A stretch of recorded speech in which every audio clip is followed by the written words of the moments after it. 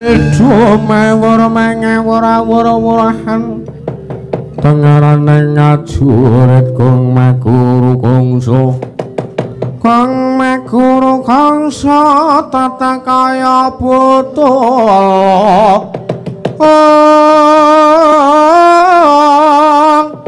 wala panjriting turangga esti ora kata ingkang Tojo layu sepit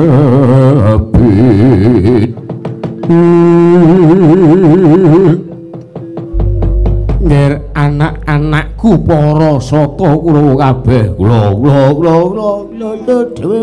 sedawu paman pati halya cekuti ngawe canggening kula putra cata kula catus cacahipun nadan boten pati jangkep melgo lagi ditokke kabeh lagu manandgon wis ora dadi ngopo mesti wae kaget to kowe kabeh tak awe nyaget karo pamanmu kaget mawon bloko suto blangkotang terus wae cekak aos ora sah suwe-suwe aku dinawan dening Raden Brajadenta supaya angaraget karo si Kala Bendana sing dina sak mengko wis mbalelo lan ora nyarujuki sing dadi penemune Raden Brajadenta. Lajeng paringipun gandeng Kala Bendana dina iki mlayu menyang Praja Pringgondani. Mula gage tututana aja nganti Kala Bendana matur sing ora-ora ana ing Praja Pringgondani merga Raden Brajadenta ora nyarujuki lan ora mengestoni anggone Gatotkaca jumenengan ratu lan diwisuda dadi nalendraning negara ing Pringgondani. Siap ngetaken dawuh. Kula siap memblantas Kala Bendana. Ya wis kana gage mangkat to. Lha nuwun sewu man. Piye kala anu Dursasana kepiye? Kon ngrangket Kala Bendana niku tangeh kelakone cepak wurunge. Kowe kok ujug-ujug njur kowe ngomong kaya ngono.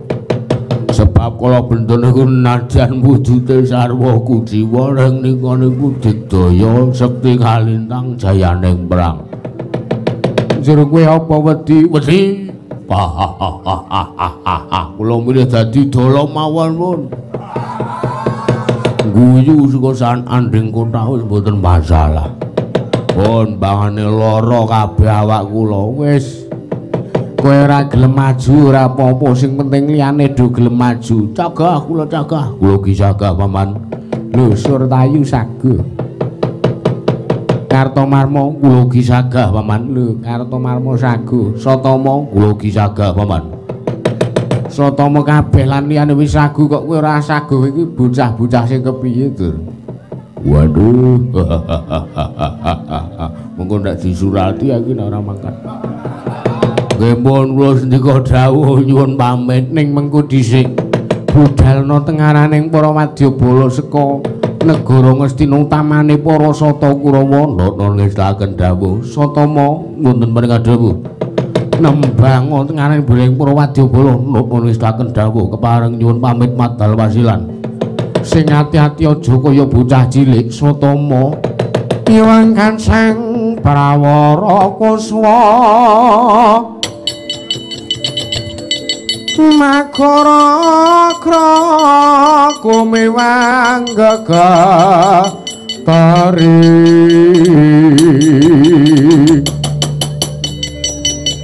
suaraning tataku mara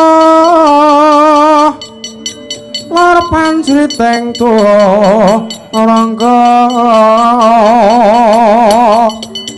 Pendebari monyo sauran mangungkung Pracina mangkat ing prang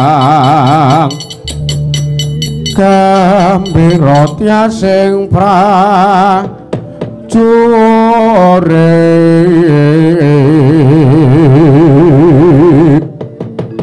Kepareng matur marang ngersane Paman Patih Haryo Sengguni sampun rampik anggen kula gelar baris.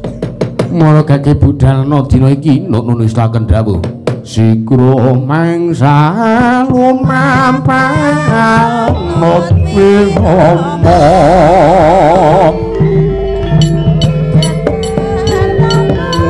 Trijo mawur mangapura-pura-pura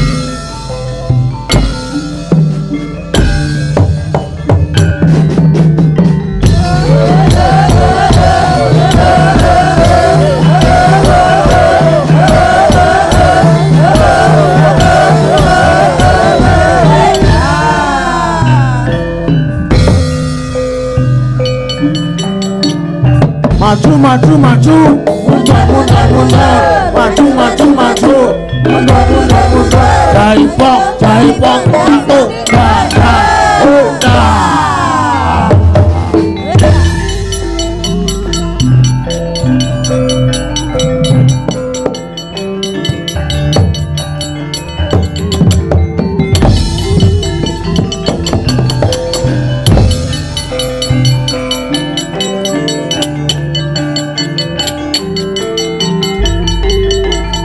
wah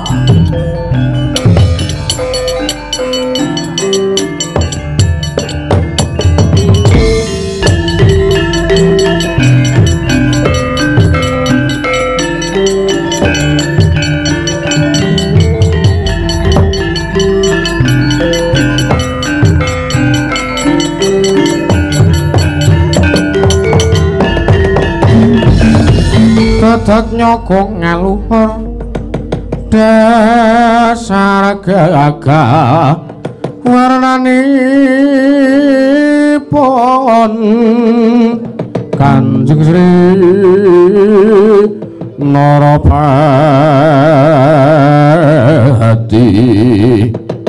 raja kang apala ratu kota meneng katon yo galah lah iya wah jan wis jan wah kok malah dadi kaya ngono pambegate Kakang Brajadesa moko Gatotkaca ki dadi udu tedhak turuning mungsa ning Gatotkaca kuwi malah tedhak turuning satriya luhur sing brasta akara murka wah jan wis pacar Kakang Brajadesa ki tak eling wis ora kerna yen ya merga wis dicekoki ya kuwi kinang utawa ganten karo Begawan Durna wis aku ya wis ora iso apa-apa liyane mlayu ning mriku dari Kakang Brajadesa aja takon dosa lho Kakang aku ra melu-melu perkarane kanthi Kakang Bayari mengko duka karo sampean Kakang kula Bendara aja matu parat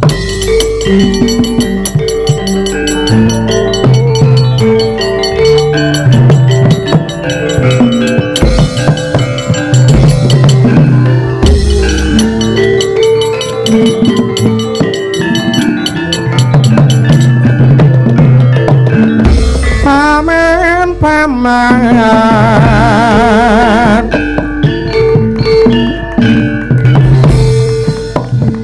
apa wartane dalan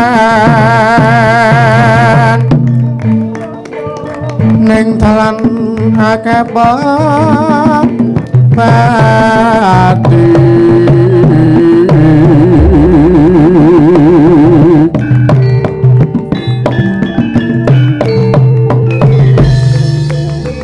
pati kena apa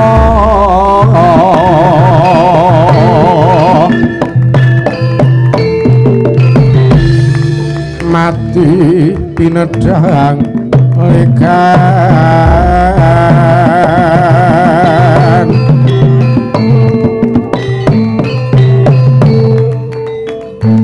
ing saja karo sing kikir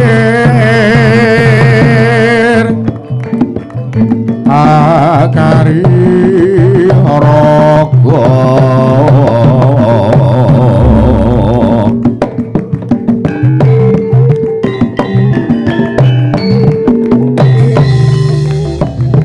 pacan kariku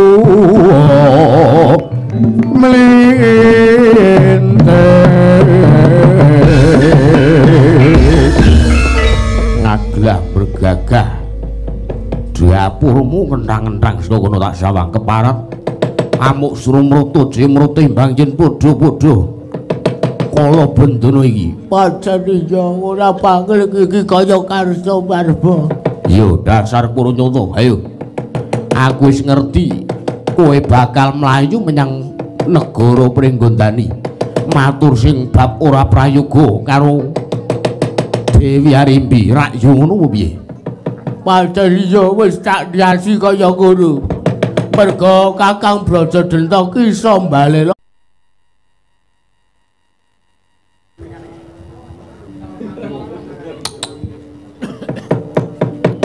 Ayo, kowe saiki gelem bali menyang Kadipaten Permalang apa ora? Wah, jan wis ora bakal bali nek aku rekan Praja Pringgondani. Aja takon durak remuk-remuk rempon kuandamu keparat.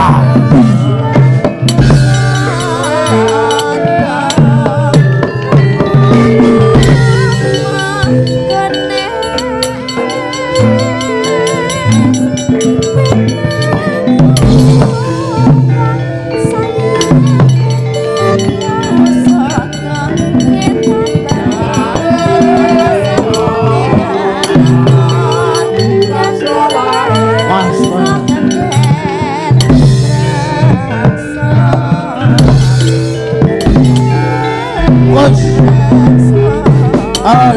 Ya Allah, waduh ya Allah. Mati kowe. Ya Allah. Jo, mati kowe. Wah, terus kowe. Ayo, Jarwa bakal menang musuh kula wae barat.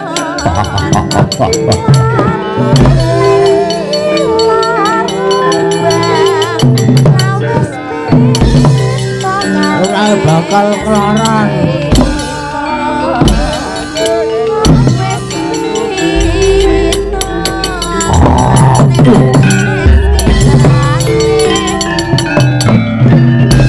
Keparat Jawayu.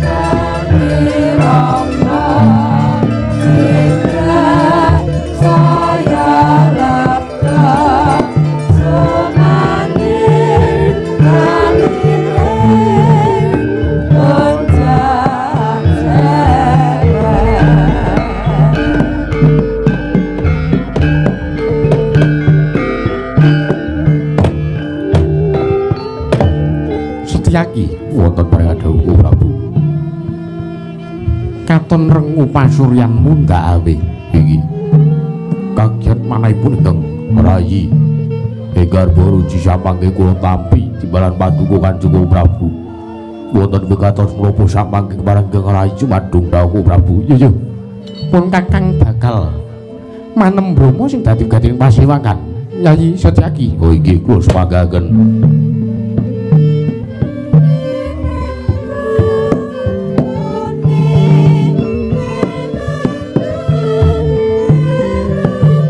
Karesna sinayek nganglung mintonaken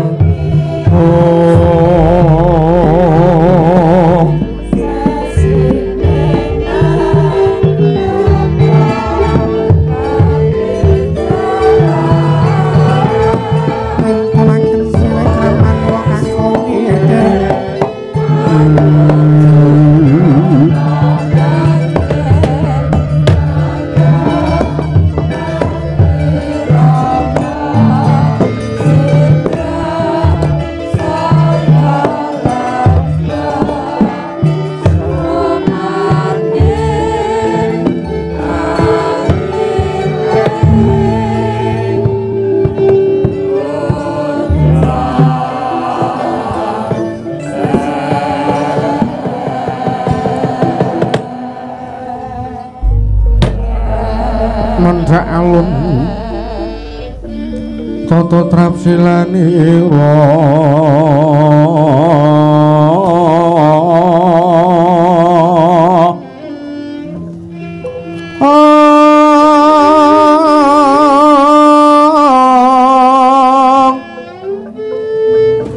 ngacamaken astanira kalih astanira kalih pisan yen ngantika magawe apralanta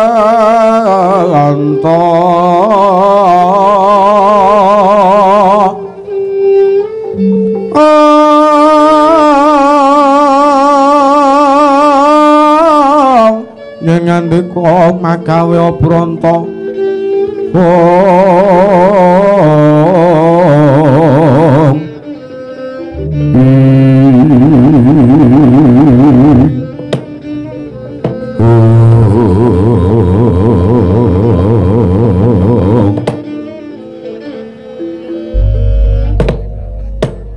Dimaksud mun ngadi luwe ana sasminaning sun jagat mesaning Bathara Setyaki mesti wae kaget suwenmu tak caketaken ngemersani pun Kakang ning Praja Ndrawati iki Setyaki kawulunipun Ko Prabu damel kaget penggalipun ingkang Araye Garboruji pun Setyaki dinten sak mangke tupi kula tampi timbalan paduka Kanjeng Ko Prabu damel kumesar jroning penggalih nanging boten dados menapa bukti wonten wigatos ingkang kedah dipun rembak kaliyan ingkang Araye Garboruji yo Setyaki yo inggih kebareng kula ngaturaken sembah pangabekti kula kunjuk sandhap padha paduka Kanjeng Koko Prabu Ndrawati yo tak tampa siadi ngaturake bekti kelawan pun Kakang ora liwat pangestunipun Kakang Tampanana oh inggih kula pun dinggo jimat paripe dayana ing kasantosan yo prayoga nunggun lungguh sampun boten kirang prayogi Ko Prabu kepiye ingkang Araye Garboruji nyadong dawuh wonten wigatos punapa drejeng andika Kanjeng Koko Prabu ngawontenaken parepatan ingkang ijining parepatan mriku namung wonten ingkang abdi ing Garboruji namung wonten ingkang Araye Garboruji pun Setyaki janjanipun wonten wigatos menapa Ko Prabu Setyaki wonten barkadawuh namung sing wis 3 dina kepungkur ndak tampa iki kok gawe penggalipun Kakang kumesar kumesar sabab punapa mergo isining nawala kuwi ditulis saka adiku Arimbi garwane Si Werkudara oh iki isining nawala tulising nawala mratelakake yen to Gatotkaca nandang raga utawa lagi lara. Mongko rasuwe meneh bakal diwisuda dadi Nalendra ana ing Pringgondani. Waduh. Niku pripun nek kaya ngoten niku? Tukoke susu jahe. Iki aja ngleceh. Iki rembug wigati kok. Kowe ngleceh kaya ngono, kowe celemongan kaya ngono. Ho iki mecah swasana. Mongko pun Kakang ki mikir Gatotkaca ki iso madeg Nalendra yen to tanpa pun Kakang sing sowan utawa sing teka utawa sing prapta sing nyekseni Gatotkaca jumeneng ratu ning Mrajeng Pringgondani. Lajeng paringipun gandeng isining nawala pun Kakang ditimbali supaya maringi usada utawa menehi sehat bagas waras karo si Gatotkaca marga dhèrekna pun Kakang sowan menyang negara ing Pringgondani Setyaki. Kaget risang kapirang-uran angkul kinempit kempit dosa ngreknane ing bawana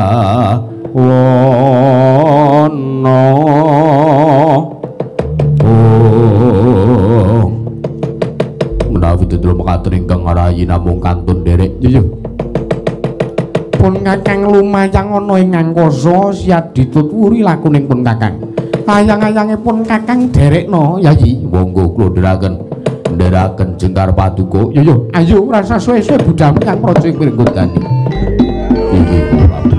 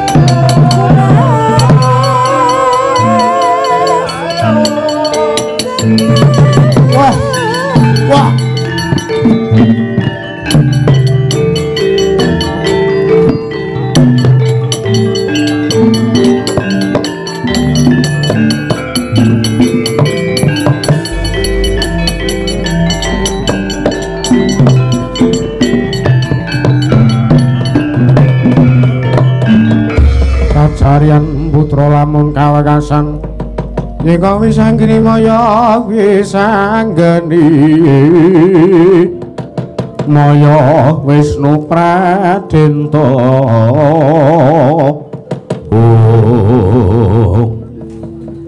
Kakang kula bendoro mlajar enten opo? Wah, jadi Raden Setyaki aku dibujung-bujung karo Cathahurawa. Sababipun mergo aku mlayu bakal menyang Mrajeng Pringgondani. Wela salah.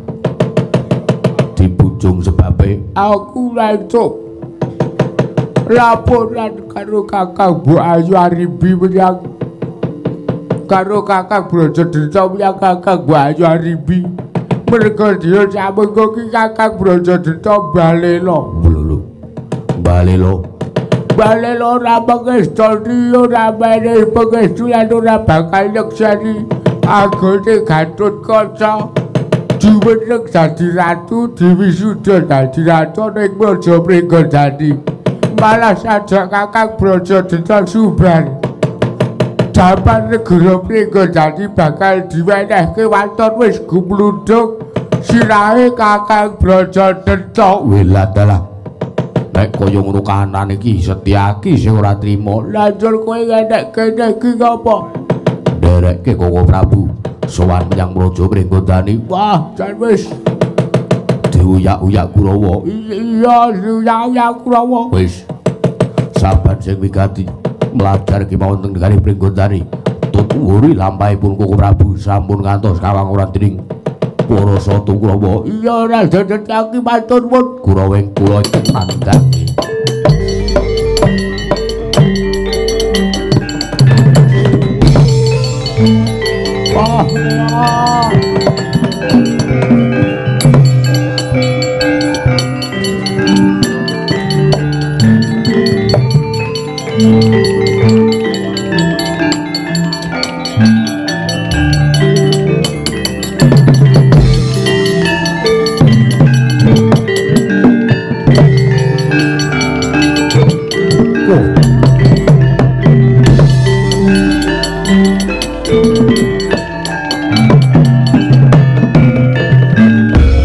Dilamun katututan lamun mangsa prawira digdaya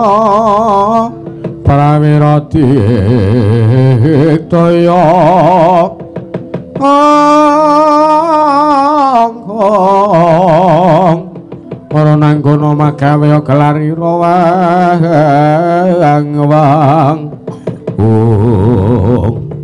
ngagrah bergagah kaya ndrumentang kaya Gendewa Setyaki ora pangling Kartomarma. Ya, dasar Purnyoto kowe nyegat karo lakuku nggon kumbujung karo Kala Bendana.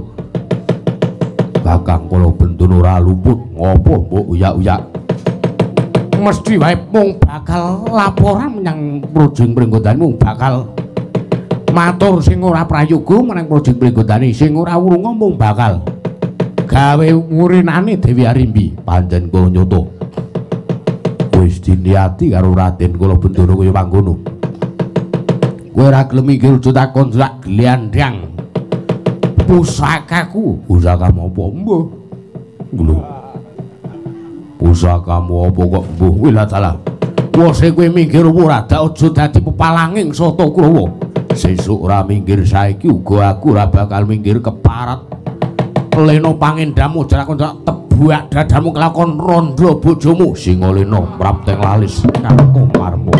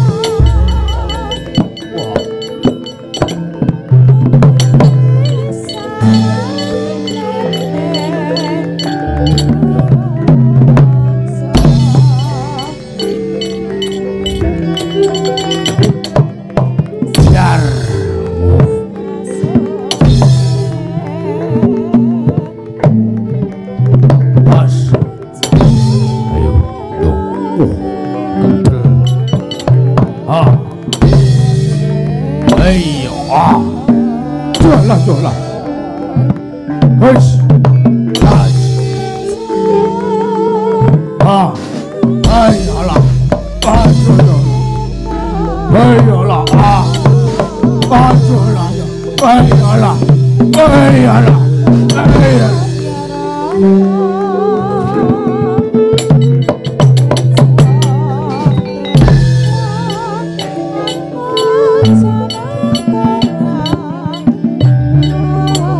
哎呀啦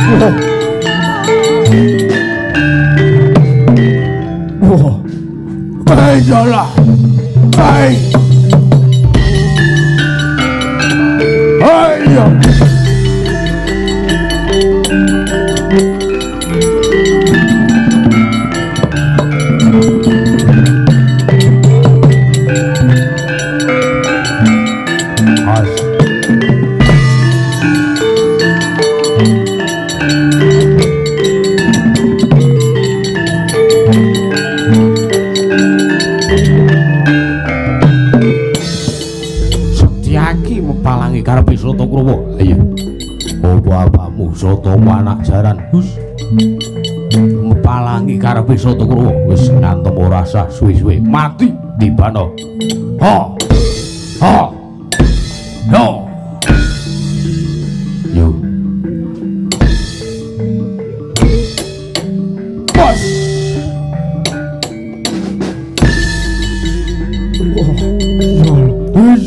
Ah. Yo.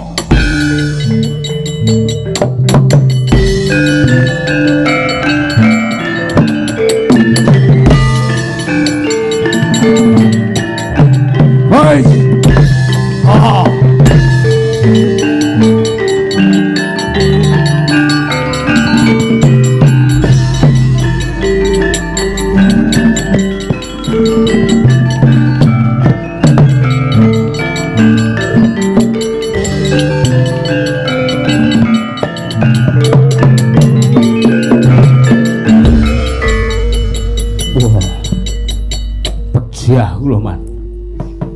Surtayu mundur. Kala wau sing maju Kartomarma ning delalah tudinge pedhot. Iki senengane ngrusak nggone wong liya ora. Senengane kaya ngono kuwi ra oleh. Angsal mawon. Munggah didandani. Dandanana dhewe mbon. Kowe mungsuh kala Bendana kok kalah to, ha? Senes kala Bendana kula pinanggih kalih Setyaki. Lho. Kok Setyaki ning kono, Mbok? Mbok piye to? Mboten pangertos. Mbok bilih ngeterke Mega. Setyaki gondrong. Akike sak lengen. Pun kula semanggaken. Mungsuh kula Dukala Bendana mungsuh kula Setyaki. Ya dalah wis kana mundur. Kurawa ora kena sing dijagake. Pejah kula man, kowe mati ya karepmu, ora ya karepmu.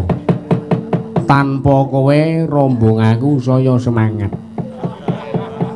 Mula dalah tanpa kowe mundur ngono mungsuhmu Setyaki kuwi lha dalah. Keparat Setyaki mepalangi karepe Sata Kurawa. Wis kana mundur nggih. Dadi pikir iki Mega ya ayu semono. Senengamu kaya ora dur, wonten dawuh. Arep maju mungsuh Setyaki, mang mikir rak trajange dhewe wae.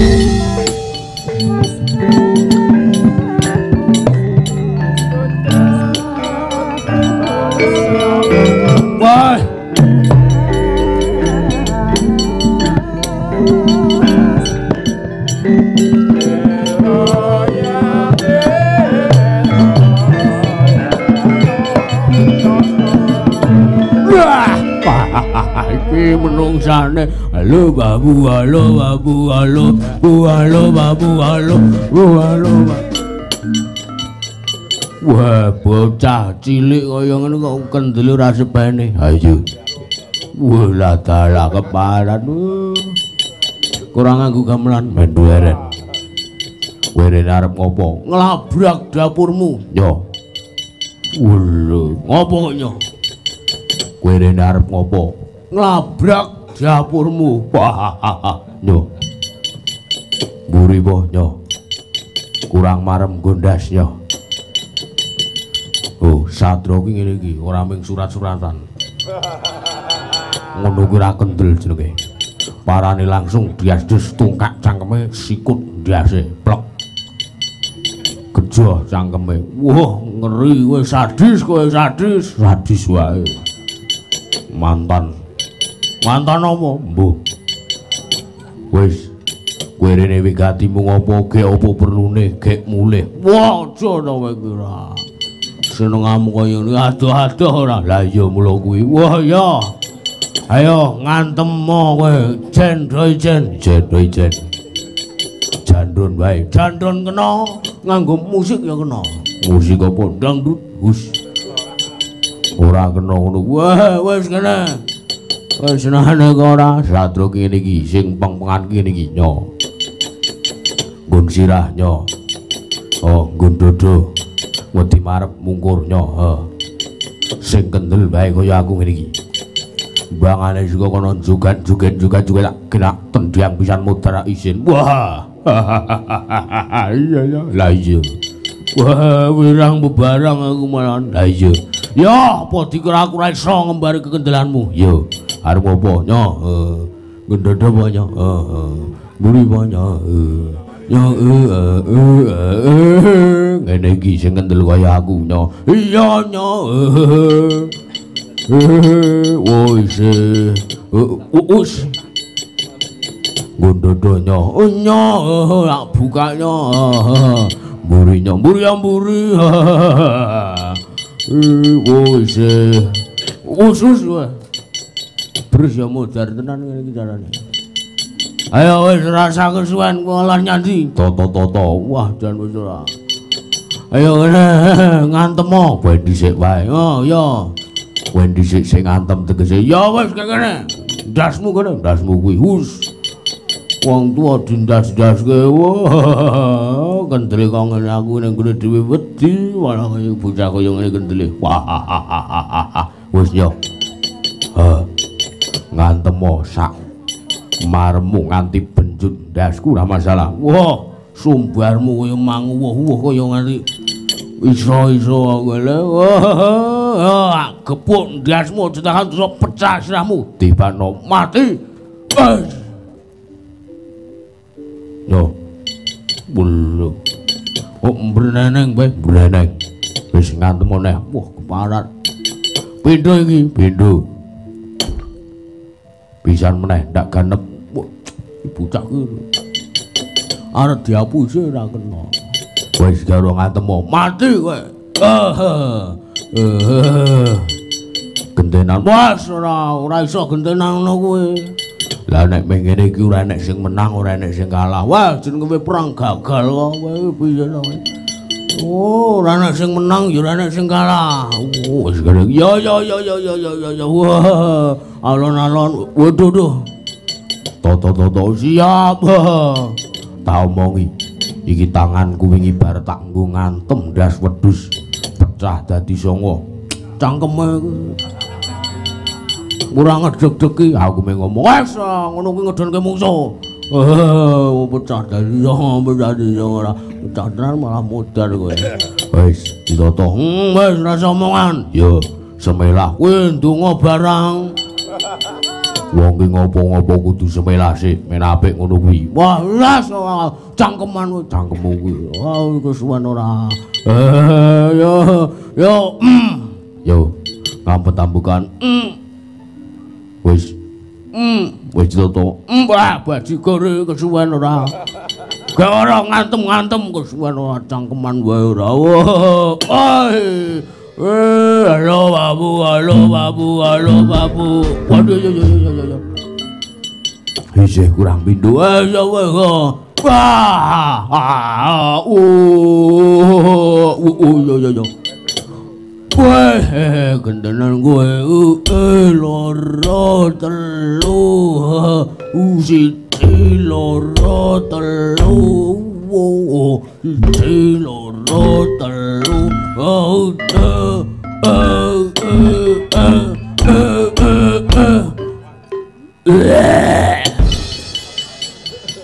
Taruh ngono. Man gotong man waduh edan iki. Dure. Ora dure senengane ora. Iki sinden-sinden dumangan wiyaga-wiyaga dumangan kuwi kirane ora. Ama mutah karepe dhewe kok. Diantem setiaki sak kemenge wah. Mula ki campurane sing akeh dadi men ora krasa mumet. Aku senengane kok kaya ngono, rasah kaya ngono kuwi. Wah. Apa dikira ora iso ngendeli kekendelanmu. Wah.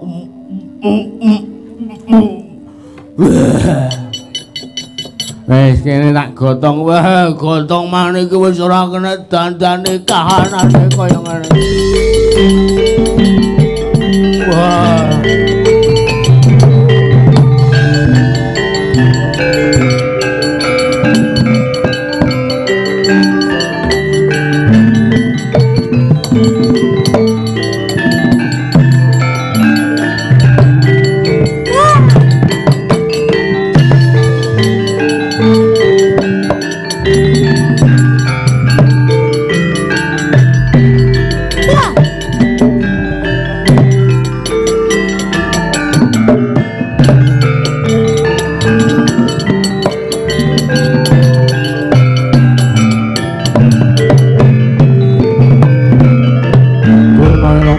panjenenganira lumajaring ratri linenggak cangganira kapisanan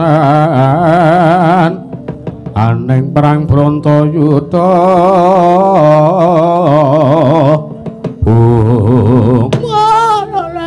Astagfirullah Sarugi bal Sumoranti Allah. Wah, kowe arep ngopo Setyaki? Kowe sing arep ngopo? Ayo. Kowe arep ngopo? Kowe aja dadi pepalang iso ta Kurawa. Dadi pepalang mergo apa? Kowe wis nyingkirke Kala Bendana, ora iya ngono to? Ora bae. Sing kandha sapa? Wah. Asem. Iya asem. Heeh, tenane. Malah kaya Samsudin. Arep ngopo? Nglabrak kowe. Labrakan yo saiki. Kowe arep glandang aku Cundha Manik murgake Tampanana. Wah. Aja takon dosa kowe. Kowe ngopo? Wah, kentekan akal aku. Ora usah kaya ngruwis prayoga wae. Kowe nek arep rene nglabrak karo aku, ayo izin perang ngene iki gelut. Wah, dalah. Lole kowe gelem minggir apa ora? Sis ora minggir, saiki ora minggir. Endi Kala Bendana? Eneng endi Kala Bendana? Yo Tampanana dhewe Kala Bendana.